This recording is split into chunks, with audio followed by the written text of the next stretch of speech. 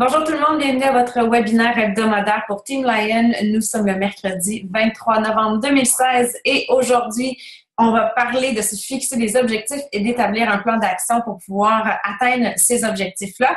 Sans plus tarder, comme j'ai une présentation assez soutenue, j'ai beaucoup de diapositives à vous partager aujourd'hui. Je vais commencer tout de suite. Alors, je mentionnais en introduction avant d'enregistrer que j'ai des petits problèmes techniques avec mon Internet, alors ça semble pas fonctionner super bien de mon côté. Là, j'essaie de partager mon écran, puis je vais être certaine que vous voyez le tout. Est-ce que vous pouvez me confirmer dans le chat que vous voyez bien mon ordinateur? Vous voyez... Ah, je vous vois, je pense, bouger. Je suis pas sûre. OK, il y a quelqu'un qui écrit. Parfait, excellent. Merci beaucoup, Sophie. Alors, on commence tout de suite. Présenter. Se fixer des objectifs et définir un plan d'action pour les atteindre. Alors, commençons tout de suite par vous. Mon Dieu, ça va pas bien, ma présentation ne veut pas apparaître. Wow. OK. On va. Comme ça, vous voyez, je ne vais pas la mettre en plein écran dans ce cas-là. Je vais la laisser comme ça. Puis, on va pouvoir, vous êtes en mesure de voir les diapositives, c'est ça qui est important parce que quand je le mets en plein écran, ça ne fonctionne pas. Donc, comme ça va pour vous? On peut me confirmer dans le chat que vous voyez bien. OK, on va y aller de cette façon-là. Alors, je vais regarder ici. En plus, je vous vois le chat. On ne voit pas? OK. Est-ce que vous voyez vous voyez pas ma présentation présentement? La diapositive qui dit se fixer des objectifs et définir un plan d'action pour les atteindre. Est-ce que vous voyez ça? Oh non! On voit ton fond d'écran. OK, laissez-moi voir ici. Est-ce que vous voyez maintenant? OK! Yeah! All right! Je touche à rien. Si jamais il y a une diapositive qui n'apparaît pas, on fera de l'improvisation, c'est pas plus grave que ça. Alors, on y va. Oui, ça marche. Donc, premièrement, qu'est-ce qu'un objectif intelligent? Donc, on veut apprendre à se fixer des objectifs de façon intelligente. Alors, si vous avez déjà entendu parler des SMART Goals, ben, c'est exactement ça que je vous présente aujourd'hui. Donc, c'est un acronyme qui veut dire qu'on doit fixer des objectifs spécifiques, mesurables, atteignables et rattachés à notre contexte, en fait, qui sont réalistes, même si on veut repousser nos limites, sortir de notre zone de confort et fixer des objectifs qui nous font peur, il faut quand même que ça soit réaliste dans le sens qu'il faut être prêt à mettre les efforts nécessaires pour les atteindre et il faut qu'ils soient temporels, donc on puisse ajouter une date. Alors, je ne vais pas aller dans les détails de lire tout ça, vous pourrez vous y référer avec la présentation que je vais partager. On va faire la différence entre une bonne idée, un souhait ou un objectif. Donc, ça, c'est tiré du succès selon Jack dans la section qu'on parle des objectifs. Donc, une bonne idée, c'est vague. C'est quelque chose comme j'aimerais posséder une belle maison au bord de la mer. Mais un but ou un objectif, ça va être quelque chose de très précis qui va utiliser la méthode SMART dont je vous parlais. Donc, je serai propriétaire d'une maison d'une superficie de 700 mètres carrés sur Pacific Coast-West Highway à Malibu, California, le 30 avril 2007 à midi. Donc, ça serait un exemple et il y a d'autres exemples ici qui sont des objectifs qu'on identifie de façon intelligente. On veut toujours identifier notre why. Donc, il faut avoir une motivation derrière les objectifs aussi. Ça doit être une motivation qui est personnelle, qui est liée à une émotion forte. Donc, quelque chose qui va vous permettre de vous accrocher lorsque vous allez rencontrer des obstacles, puis ça va être plus difficile. Et vous voulez prendre le temps de définir ce que votre objectif représente. Alors là, j'avais la vidéo de Gary Vaynerchuk que je voulais partager avec vous, mais ça n'est pas arrivé à cause de mes petits problèmes techniques, alors c'est pas plus grave que ça. Maintenant, on va parler de la différence des objectifs par rapport à comment vous vous considérez. Est-ce que vous êtes un coach qui se considère un coach hobby ou en fait un coach... En fait, faisons la distinction entre quelqu'un qui fait le coaching par hobby ou quelqu'un qui veut vraiment faire sa profession, donc de façon professionnelle. Quelqu'un qui fait de façon professionnelle va avoir des habitudes professionnelles au quotidien. Il va traiter son rôle de coach comme une entreprise personnelle. Il va faire preuve de structure et d'organisation. Et les résultats qu'un coach professionnel va obtenir, ça va être Il va avoir une mission de vie, il va avoir un potentiel illimité de croissance professionnelle, un revenu stable et un revenu résiduel. Puis ça va vous permettre de léguer un héritage, si on veut, là, ces résultats-là d'entreprise que vous allez pouvoir développer avec Beachbody. Est-ce que vous avez un journal d'entreprise? Est-ce que vous notez ce que vous faites? Si vous ne faites pas vos activités essentielles à chaque jour, il faut vous assurer d'écrire ce que vous faites dans la journée parce que des fois, on a l'impression qu'on n'a pas le temps, mais c'est aussi parce qu'on ne prend pas le temps ou parce qu'on investit du temps ailleurs. Donc, c'est le même principe que lorsqu'on dit à nos challengers de noter ce qu'ils mangent dans la journée. Une fois qu'on arrive pour écrire ce qu'on fait ou ce qu'on a mangé, on est beaucoup plus conscient et parfois, ça peut faire en sorte qu'on va réorienter nos choix en conséquence une fois qu'on est plus conscient du choix qu'on fait. Les activités nécessaires pour réaliser tes objectifs. Donc, de coach à émeraude. Ça, c'est des objectifs que j'ai reliés par catégorie, en fait, par rang. Donc, je vais vous mentionner quelques activités que vous devez faire ou des idées de structure que vous devez avoir pour pouvoir atteindre certains rangs. Donc, si on veut passer de coach à émeraude, il faut commencer à avoir une organisation. Il faudra avoir un endroit pour travailler et utiliser des outils professionnels. Et là, pas besoin d'investir une fortune, au contraire, mais d'avoir cette pensée stratégique-là qu'on veut développer une entreprise, qu'on veut utiliser des outils professionnels. On veut planifier du temps pour notre entreprise, pour notre Power Hour.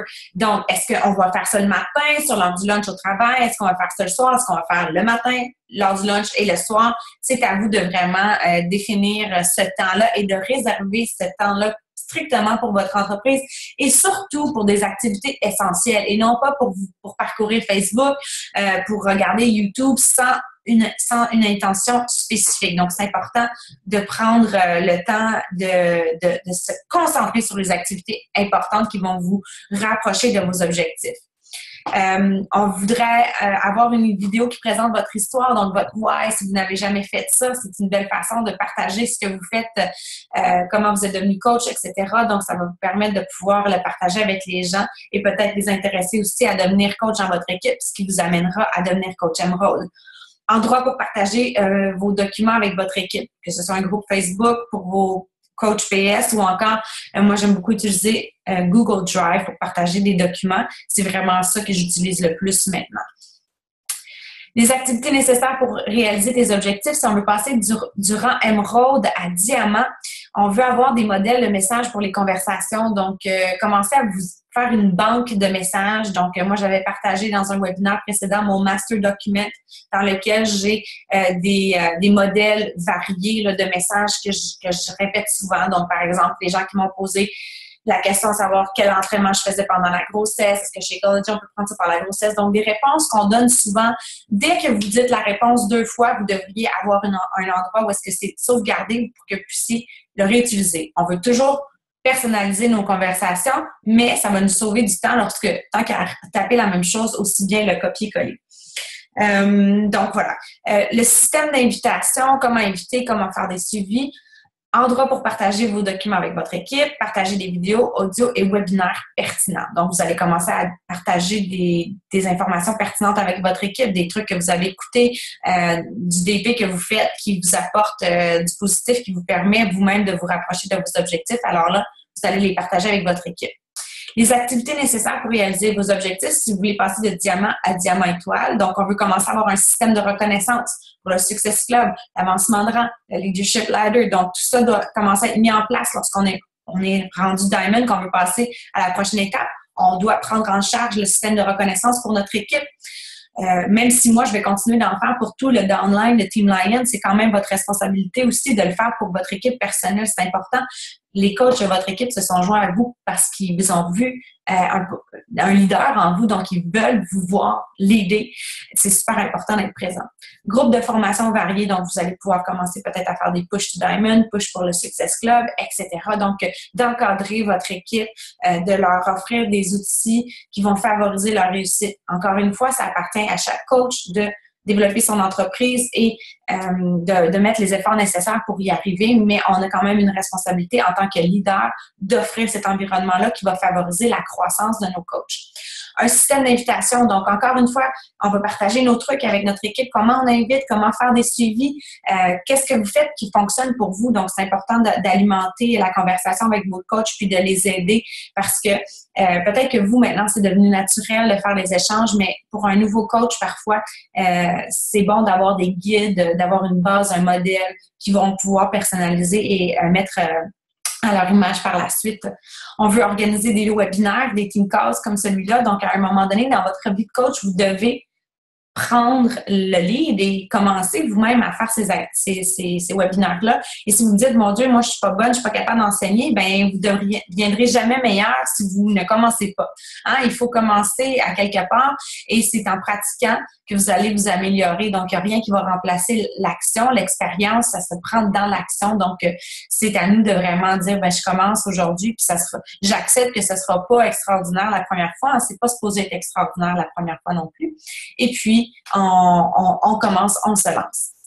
Des exemples d'objectifs hebdomadaires. Donc, des objectifs que vous devriez avoir à chaque semaine, des invitations pour vos défis de groupe, des invitations pour devenir coach. Utilisez un système qui va vous permettre de garder une trace de vos activités. Est-ce que vous utilisez le Business Activity Tracker? Est-ce que vous avez un journal dans lequel vous inscrivez vos activités quotidiennes, le nombre de personnes à qui vous parlez? Donc, les suivis pour les défis de groupe, les suivis pour l'opportunité de devenir coach, les nouveaux contacts, nouvelles conversations, les conversations en cours, puis ensuite, guider votre équipe. Donc, qu'est-ce que vous faites pour guider votre équipe? Est-ce que vous organisez des webinaires hebdomadaires? Est-ce que vous faites des appels de groupe? Est-ce que vous faites des appels individuels? Fixez-vous des objectifs en lien avec ces activités-là. Planifier des objectifs selon le revenu désiré. Alors là, ça, c'est l'aspect nouveau que je voulais ajouter dans cette présentation-là, en fait, parce que c'est basé sur un webinaire que j'avais eu avec Sarah Try. Donc, j'ai partagé sa chaîne YouTube cette semaine sur Team Lion et dans mon groupe personnel parce que j'avais une conversation avec une de mes coachs qui me parlait de ses objectifs et qui voulait savoir quelles étaient les activités nécessaires pour qu'elle puisse atteindre un certain revenu. Et je me suis rappelée de ce webinaire-là. Donc, Sarah Try a développé une formule mathématique qui vous permet d'avoir des chiffres sur lesquels baser vos activités, donc selon le revenu que vous voulez obtenir. Donc, encore une fois, j'avais des gros problèmes de connexion.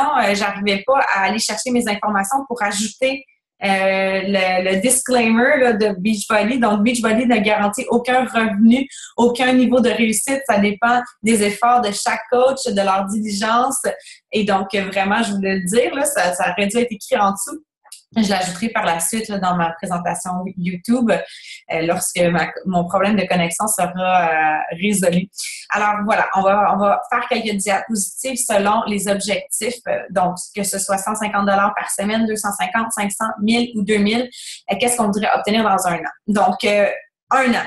Un an à faire ces activités-là non négociables. Donc, c'est à vous de vous engager et de le faire et de voir à quel point vous allez pouvoir voir votre revenu grandir. Donc, quand on parle de revenu hebdomadaire constant, on parle de revenu d'équipe. Là. On va aller, c'est là le revenu constant. Donc, dans le marketing de réseau, plus on avance, plus nos ventes personnelles, ça devient un faible pourcentage de notre revenu. C'est vraiment la production de notre équipe qui va être favorable, qui va faire en sorte que notre revenu va continuellement augmenter. Et puis, bien évidemment, il faut continuer de montrer l'exemple à titre de leader. Moi, je continue d'atteindre le Success Club 10 et plus à chaque mois. Depuis le début que je suis coach, je continue à ajouter des nouveaux coachs dans mon équipe. Je continue d'être un exemple pour mon équipe. Donc, on peut pas, en tout cas pour moi, je peux pas croire qu'on arrête de faire ces activités-là parce que c'est à ce moment-là qu'on comprend l'idée aussi derrière toute la duplication qui a lieu. Les coachs vont dupliquer vos actions et non pas vos paroles. Donc, si vous ne mettez pas en action ce que vous partagez, même si vous êtes très persuasif, ça se sent ce genre de choses-là. Donc, c'est important là, d'être intègre dans tout ça puis de montrer l'exemple en tant que leader. Alors, si je vous partageais un plan d'action à réaliser chaque semaine pour faire de cet objectif-là que vous allez vous fixer une réalité. Encore une fois, Beachbody ne garantit aucun niveau de succès ou de réussite. Ça dépend de chaque coach, de ses efforts, de sa diligence. Mais on va y aller tout de suite avec la formule que Sarah Try a mis en place. Donc, la formule mathématique hebdomadaire. Alors, on va retourner au secondaire et on va parler d'algèbre un peu. Hein. Vous vous rappelez de ça, là, le X et l'Y. Alors, ici, la valeur X, ça va être le nombre de coachs ou de challengers. Donc, ça veut dire des gens qui sont dans nos défis de groupe. Alors, dans ma tête, moi, ça inclut un programme et Shakeology. Donc, c'est des gens qui ont pris un challenge pack ou qui sont en contact avec Shakeology et un programme. Donc, c'est ça ma définition d'un challenger. Donc, la valeur X, ça veut dire le nombre de coachs ou de challengers qu'on veut avoir par mois. Et le nombre Y, ça veut vouloir dire, mon Dieu, le nombre de coachs, c'est ça qui atteint le Success Club à chaque mois. Donc, ça va venir dans les objectifs plus tard. Mais à la base, par exemple, si vous voulez avoir 3 coachs ou 3 nouveaux challengers par mois, ça veut dire que la valeur X est égale à 3. Ça veut dire que par semaine, vous devez inviter 6 personnes. Vous devez faire, parce qu'on va faire 3 fois 6. Ensuite, pour le nombre de suivis, ça va être 3 fois 4. Ça veut dire 12 suivis par semaine. Donc, après ça, vous pouvez diviser ça par jour. Ça va vous donner la formule mathématique. Et puis, j'ai traduit là, ce que Sarah avait fait. Vous avez vraiment ici les exemples concrets avec les chiffres que vous devez cibler. Donc, si vous voulez avoir 150 $ par semaine dans un an, vous devez avoir, en termes de résultats d'activité mensuelle, un nouveau coach par mois et 2 nouveaux challengers. Donc, c'est quand même... Mais ça, c'est l'idée de la constance aussi, hein. C'est à chaque mois que ça soit non négociable. Ensuite, les activités mensuelles. C'est-tu mensuel? C'est les activités hebdomadaires, pardon, c'est les activités hebdomadaires qui doivent être écrites.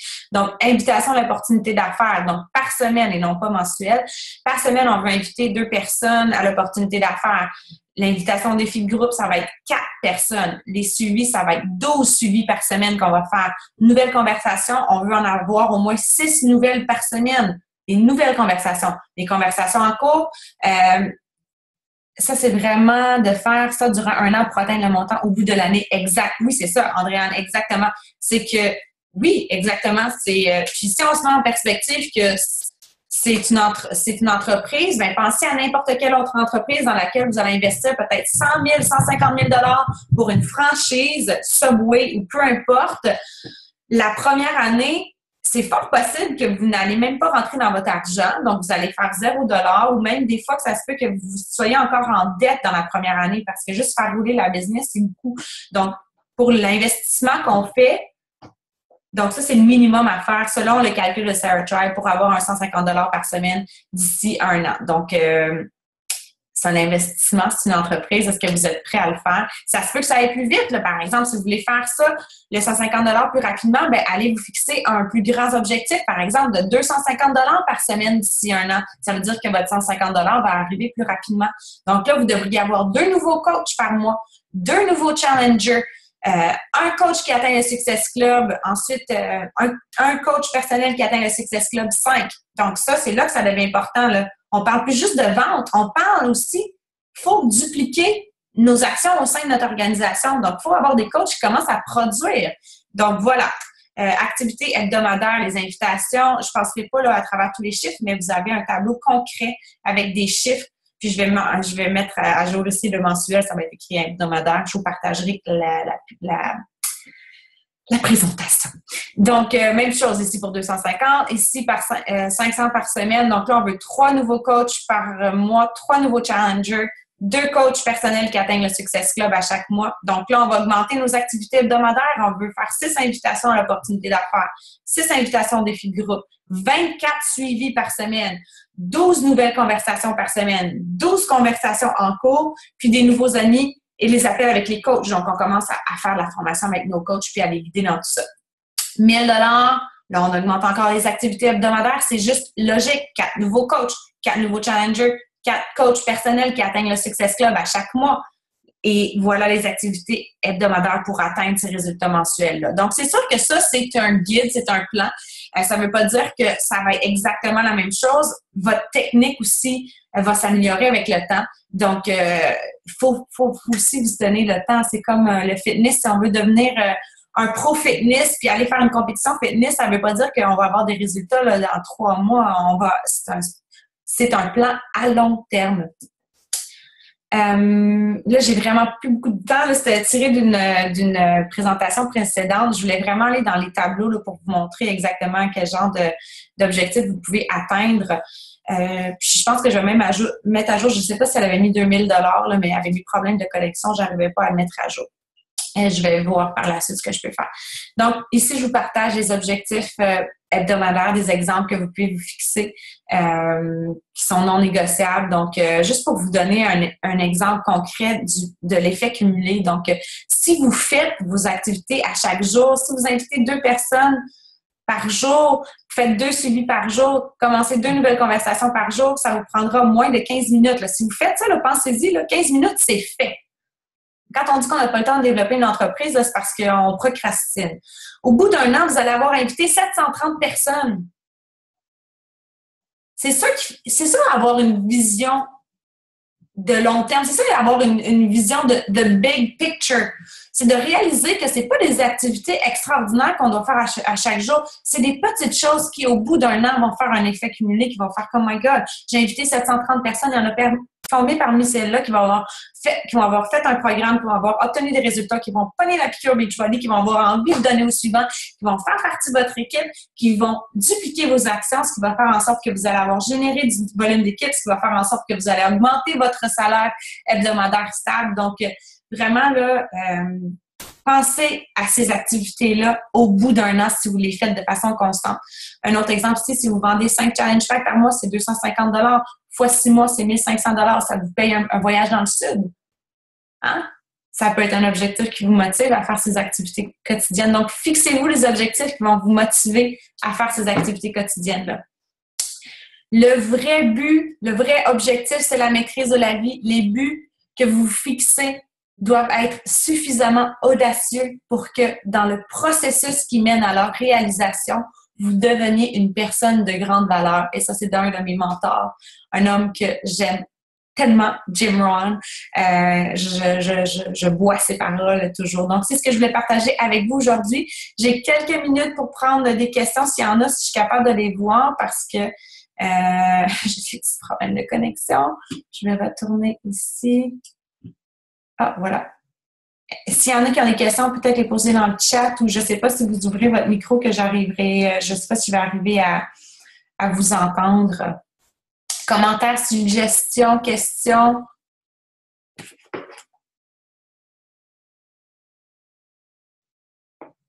Je crois que c'est clair. Je ne vois pas de questions, personne qui écrit dans le chat. Je vais vraiment essayer de régler mon problème de connexion. OK.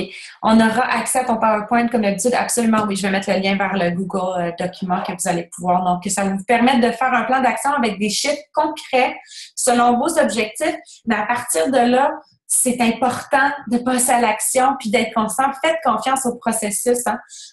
C'est la même chose avec notre fitness. On ne voit pas des résultats du jour au lendemain, mais à chaque jour, on fait notre entraînement, on boit notre Shakeology, on fait attention à ce qu'on mange et au bout d'un an, c'est fou de voir le parcours qu'on peut avoir fait. Donc, oui, le cours de maths, ça n'a jamais été ma force, les mathématiques, mais j'ai quand même fait mon baccalauréat en communication et marketing, ce qui m'a amené à faire des cours d'administration à l'université. La comptabilité, la finance, la statistique, j'aimais pas ça, mais ça donne quand même une bonne base pour l'entreprise. Je suis très mauvaise en orthographe et j'utilise Antidote, c'est des correcteurs. Est-ce que je devrais éviter d'écrire ou choisir des images déjà écrites? Car j'ai beaucoup de critiques, même avant tout mes efforts. Je comprends pas vraiment ta question. Tu as des critiques par rapport à ce que tu écris? Oui, des vidéos, c'est une excellente suggestion, Sophie, faire des vidéos. Oui, si votre orthographe ou votre façon d'écrire, c'est pas votre force, utilisez la vidéo. De toute façon, maintenant, avec l'ère des médias sociaux, les vidéos, c'est vraiment ça qui fonctionne le plus. J'ai participé à un webinaire là, auquel on avait droit pour les personnes qui se sont qualifiées pour le Success Club en octobre. Donc, le spécialiste des médias sociaux parlait que d'ici 2018, 2/3 du contenu en ligne va être des vidéos. Donc, c'est important de commencer. Puis sinon, moi, si tu utilises Antidote, ça devrait être quand même assez bien. J'utilise, moi, bonpatron.com en ligne. C'est super simple, c'est gratuit. Ça vous permet au moins de corriger votre orthographe.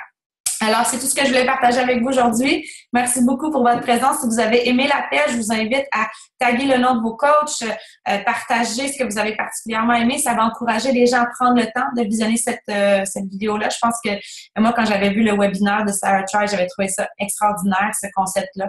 Alors, merci beaucoup pour votre temps et on se reparle la semaine prochaine en espérant que je n'ai pas de problème technique. Merci tout le monde. Bye bye.